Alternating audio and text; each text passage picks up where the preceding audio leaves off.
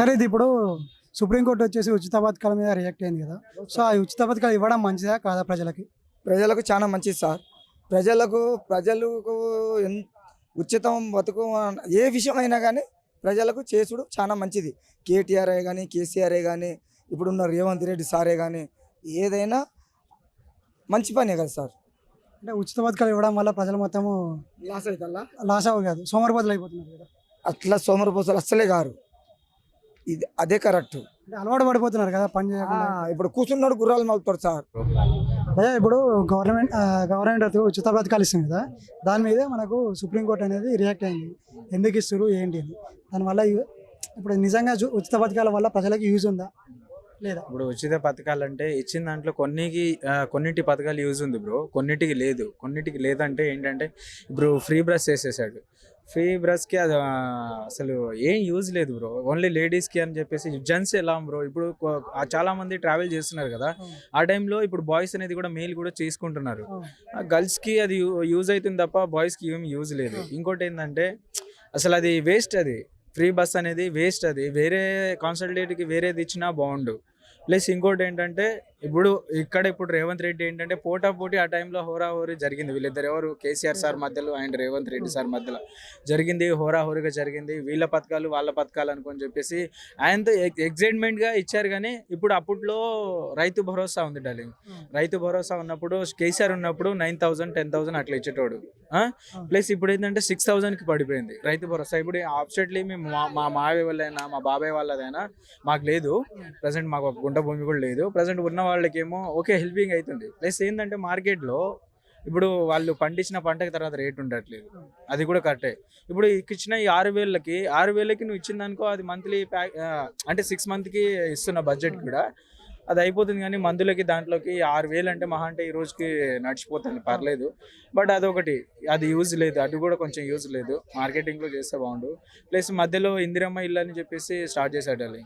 అది కూడా ఇంతవరకు భరోసా రోజు నేను చూస్తూనే ఉంటాను ఇంతవరకు. ఎందుకంటే మాకు కూడా ఒక గుంట భూమి లేదు మా డాడీ వాళ్ళకి. ఇప్పుడు నేను కూడా అప్రెస్మెంట్ నేను కూడా వర్క్ చేసుకొని బతికేటోండి అనమాట. ప్రజెంట్ ఇప్పుడు ఏంటంటే ఇందిరమ్మ ఇల్లుకి మేము అప్లికేషన్ చేసాం మా డాడీ వాళ్ళు. చేస్తే ఇంతవరకు దాని ఆచూకు కూడా తెలియట్లేదు. ఇప్పుడు మొన్న గ్రామ సభ అని పెట్టారు, ఊర్లో వచ్చి గ్రామ సభ పెడితే ప్రతి ఊర్లోకి వచ్చేసి పెడితే మా పేరు లీస్ట్లో మా పేరు ఉంది. లేనోళ్ళకి అంటే ఒక గుంట భూమి ప్లస్ 1 ఎకరం ఉన్న వాళ్ళకి కూడా పేర్లు వచ్చింది. మాకు కూడా అసలు ఏం లేదు, ఒక గుంట భూమి కూడా లేదు. అప్రోస్ మా ఇల్లు చూస్తే మీరు ఇంకా చిన్నగా ఉంటుంది.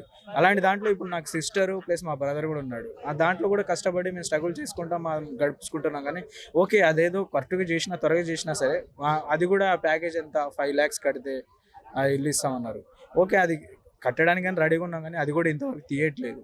అది ఏదో నేను న్యూస్లో చూస్తూనే ఉంటా, తీస్తాడు అది ఇది అని చెప్పేసి. ఇది డార్లింగ్. ఇంకా ఇప్పుడు మొత్తానికి ఇప్పుడు ఉచిత పథకాలు అనేది జనాలకి మంచిదా కాదా అనేది ఒక వాటిలో చెప్పండి. ఓకే కొన్నిటి వరకు యూజ్ ఉన్నాయి బ్రో, కొన్నిటి ఆలోచించి ఇప్పుడు పేదలకి ప్రాబ్లం. ప్లస్ మధ్యలో హైడ్రా కూడా చేశారు, హైదరాబాద్లో చాలా సర్క్యులేషన్ వాళ్ళు కూడా.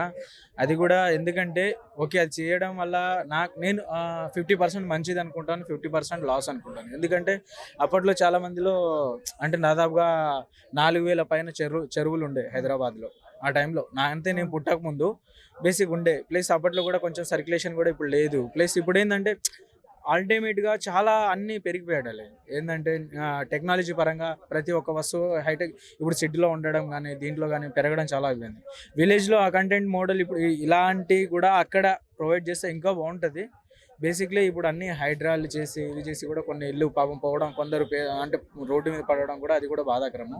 ప్లస్ వాళ్ళకు కూడా స్టార్ట్ చేస్తామని చెప్పారు కదా ఇందిరమ్మ ఇల్లులు, వాళ్ళకు కూడా అది కూడా త్వరగా చేసి అందరికీ అప్రోచ్మెంట్ మంచిగా ఇస్తే అది కూడా బెటర్ ఆపర్చునిటీ. ప్లస్ ఇంకా అంటారా పథకాలు అంటే ఇప్పుడు నార్మల్గా సీఎం క్యాండిడేట్ అనేది ప్రజలకు మంచి చేయాలి, మంచి చేసిందని కోరుకుంటాం. బెటర్గా ఇప్పుడు నేను కేసీఆర్కి బిగ్ ఫ్యాన్ అనమాట. కాకపోతే రేవంత్ రెడ్డి గారు కూడా చాలా బాగా చేస్తున్నారు. కాబట్టి ఇంకా మన రాష్ట్రం ఒక మంచి నెంబర్ 1గా ఉండాలని, మన ఈ భారతదేశంలో నెంబర్ 1 పొజిషన్కి రావాలని కూడా కోరుకుంటాను నేను. ఎందుకంటే మనం ఒక తెలంగాణ ప్లస్ ఆంధ్ర అయినా సరే ఇవన్నీ ఒక మంచి ఆపర్చునిటీగా అప్పుడు ఉన్నప్పుడు ఏది చంద్రబాబు గారు ఉన్నప్పుడు కూడా చాలా రిచెడ్గా చేశారు హైదరాబాద్ని. ఇప్పుడు ఉద్యోగ అవకాశాలు ఎక్కువ కల్పించేలా మన రాష్ట్రం ఏర్పడాలని చాలా వరకు ఆశ్రమాలైనా రోడ్లైనా సరే ప్లస్ చాలా బాగా చేశారు వాళ్ళు ఆ టైంలో కూడా. ఇప్పుడు ప్రజెంట్లో ఏంటంటే ఇప్పుడు ఈ కంటెంట్ మోడల్స్ కొత్త ఆపర్చునిటీ తెస్తున్నారు, కానీ అది దేనికి ఉపయోగం ఉందా లేదా అనేది, ఫ్యూచర్ తరానికి ఉందా లేదా అనేది ఆలోచించట్లేదు. ఇప్పుడు ఫ్రీ బస్ అనేది చాలా వరకు అది లేజీగా ఏంటంటే ఓట్ల కోసం చేసినట్టే ఉంది. మంది ఏంటంటే లేడీస్కి ఓట్ల కోసం ఇట్లా ఫ్రీ బస్సులు వస్తాయి ఇది వస్తాయి అని చెప్పేసి చేసినట్టే ఉంది తప్ప అదంతా అసలు కంటెంట్ అనేది లేదు దాంట్లో. అదొకటి. ఇప్పుడు ఇందరమ్మ ఇల్లులు అంటే అవి చేయొచ్చు, రైతు భరోసా అన్న ఓకే, అది కొంచెం వరకు రైతులు కొంచెం సాగు చేసినప్పుడు ఎంతో కొంత హెల్ప్ అవుతుందని వాళ్ళు ఒక మైండ్ సెటర్గా ఆలోచించారు. కానీ తర్వాత ఇప్పుడు ఏంటంటే అది పండిన తర్వాత కూడా డైరెక్ట్ మన మార్కెట్కి తీసుకెళ్ళిన రేట్ ఎంత ఉండాలి మిర్చి ధరకి. అప్పట్లో ఉండేటప్పుడు ఇది లేనప్పుడు 20-25 వేల నుంచి 30,000 దాకా నడిచేది మిర్చి ధర కింట.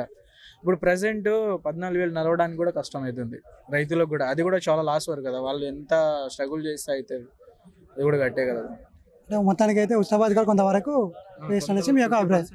ఓకే, నేను అంటాను ఒక 60% వరకు ఓకే. 40% అనేది కొన్ని ఇవ్వడం వల్ల ఇప్పుడు అది బేసిక్లీ ఇది మాట్లాడుకోవడం మనకి అనిపిస్తుంది, అంటే దీని గురించి ఈ టాపిక్ గురించి మాట్లాడుకోవచ్చా మాట్లాడుకోకూడదా అనేది మనకి తెలుసు. ఇప్పుడు మనం కరెక్ట్గా మనకుంటే మనకు సదుపాయాలు కరెక్ట్గా ఉంటే జనాలకి దాని గురించి టాపిక్ తీయరు, మనం మాట్లాడలేము. బట్ అవి మనకి ఇప్పుడు చాలా మంది బేసిక్లీ ఇంటర్వ్యూ ఇచ్చిన వాళ్ళు కూడా చూస్తూ ఉంటారు కాబట్టి వాళ్ళకు కూడా అనిపిస్తుంది కరెక్టే కదా, ఇబ్బంది ఇది ఎందుకులా అని చెప్పేసి అనిపిస్తుంది.